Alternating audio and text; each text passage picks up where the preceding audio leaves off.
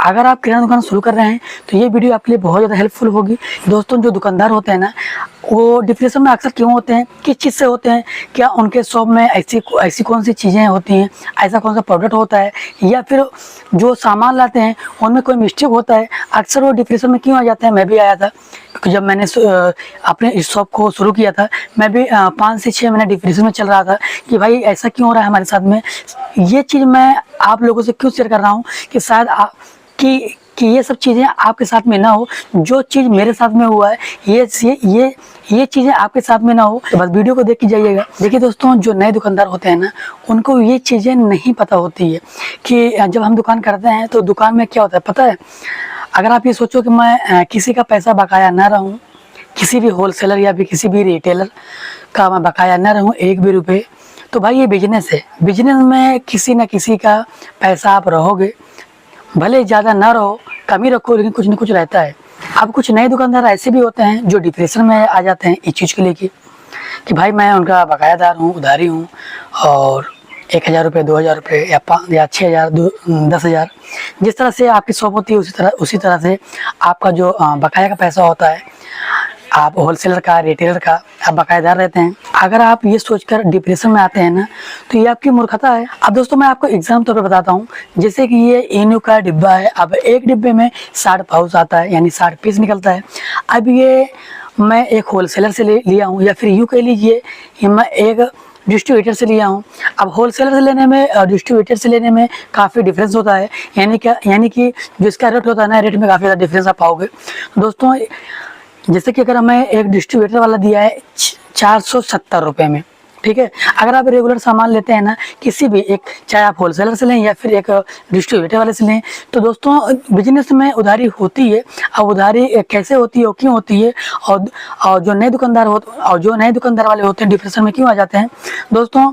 अगर डिस्ट्रीब्यूटर वाला रेगुलर आपके पास आता है और आप बराबर उससे सामान लेते हैं, तो कुछ ना कुछ पैसा ना आप उसका बकायादार हो जाते हैं। अब आप अगर ये सोचो कि भाई मैं उसका बकायादार हूँ, हमें उसे देना है ना, ज़्यादा डिप्रेशन में अगर आप आते हैं ना, तो ये आपकी मूर्खता है दोस्तों। ये बिजनेस है, बिजनेस में कुछ ना कुछ पैसा आप बकायादार जरूर होंगे। अगर आप ये सोचो कि मैं किसी का बकायादार ना हूँ, किसी भी होलसेलर या फिर किसी भी डिस्ट्रीब्यूटर वाले का मैं एक भी पैसा ना रहूँ, तो भाई आप बिजनेस चलाओगे कैसे, बिजनेस को बढ़ाओगे कैसे, और आपकी बिजनेस चलेगी कैसे। आप ये बताइए।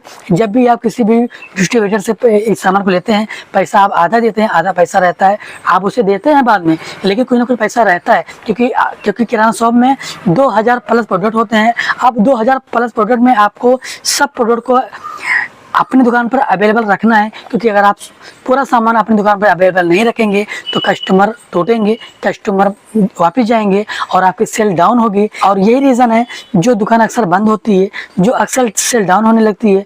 और हमारे पास बहुत से भाई का मैसेज होता है, भाई कि हमारी सेल डाउन हो रही है, हमारी सेल नहीं हो रही है। तो भाई आपकी सेल होगी कहाँ से? आप नए दुकानदार हैं, आप दुकानदार हैं, लेकिन आपको ये चीज़ें नहीं पता है कि भाई बिजनेस में कुछ ना कुछ पैसा आप बकायेदार जरूर होंगे दोस्तों। अगर आप किसी का बकायादार है ना, तो आपका जो कस्टमर है ना, आपका भी बकायादार होगा। अगर आप ये सोचो मैं किसी भी डिस्ट्रीब्यूटर वाले का या भी किसी भी होलसेलर का एक भी रुपये बकायादार ना रहूं, और हमारे सर पे जो कर्ज का बोझ है ये ना रहे, तो भाई आप अपने सर पे कर्ज का बोझ कम रखें। लेकिन ये बिजनेस है, ये सिलसिला, ये बिजनेस ऐसे ही चलता है। अगर आप किसी का बकायादार हो तो कस्टमर आपका भी बकायादार होगा। ऐसे ही चलता है बिजनेस। अगर आप डिप्रेशन में रहते हैं तो आप इस चीज़ को खत्म करो, और कुछ ना कुछ पैसा आप बकायदा जरूर होंगे। बस आप ये रखो कि अगर आप अपने सर पे ज़्यादा कर्ज का बोझ नहीं रखना चाहते हैं, तो आप मिनिमम कम से कम कर्ज रखें, लेकिन कुछ ना कुछ तो रहता ही है, क्योंकि ये बिजनेस है। अगर आप इसके लिए टेंशन या डिप्रेशन में रहते हैं, तो आप इस चीज़ को लेकर टेंशन में ना रहें भाई। और बहुत से ऐसे दुकानदार को मैंने देखा है भाई कि ये सामान खत्म हो रहा है, वो सामान खत्म हो रहा है, अब ये सामान खत्म हुआ, अब पैसा कम पड़ रहा है मतलब उनके पास पैसा कम है सामान लाने के लिए। अब उनको वो डिप्रेशन में आ जाते हैं कि भाई मैं सामान लाऊं कैसे, है ना, पैसे हमारे पास पैसे नहीं आ रहे हैं, कस्टमर बकायेदार है हमारा। तो भाई देखिए, ये सिलसिला ऐसे ही चलता है, आप किसी और का बकायेदार, कस्टमर आपका बकायेदार। क्योंकि अगर आप ये सोचो कि हमारा फुल एम फाइनल रहे, मैं किसी का बकायेदार ना रहूँ, और कस्टमर जो हमारा सामान, जो हमारा प्रोडक्ट है, मैं कस्टमर को सामान दूँ। देखिए, आप किसी भी कस्टमर को सामान देते हैं ना कुछ कस्टमर आपके ऐसे भी होते हैं जो खास होते हैं, और आपको उधारी देना पड़ता है। और इसी तरह से डिस्ट्रीब्यूटर या होलसेल वाले होते हैं जो एक रिटेल दुकानदार को कुछ ना कुछ सामान, कुछ ना कुछ पैसा उनका उधारी होता है उन रिटेल दुकानदार के ऊपर।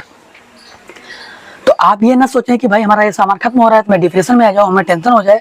तो भाई ये बिजनेस ऐसे चलता है, इस चीज़ को आप साइड में रखें और अपने बिजनेस को बढ़ाएं। तो आशा करते हैं ये छोटी सी इन्फॉर्मेशन आपको कैसे लगी। अगर आपको मेरी वीडियो से कुछ सीख मिली होगी तो आज की वीडियो यहीं तक, फिर मिलेंगे एक नई वीडियो के साथ।